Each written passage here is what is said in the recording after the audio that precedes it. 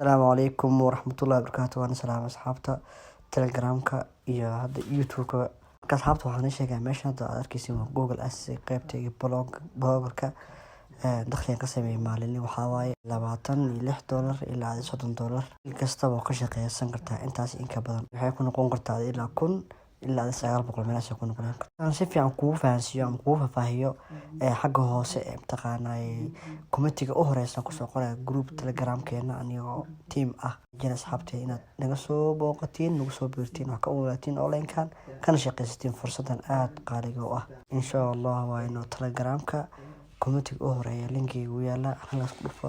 joins naga soo xiriir wax kasta halkaas ay ku jiraan xogaa oo jeeda last month $100 inay ku jirto waxaas wax ka badan ku faahfaahinta YouTube-kana insha Allah waxa soo wada video dhameystiran oo ka hadlaya blogging-ka iyo online-ka insha Allah Telegram-ka waa inoo Telegram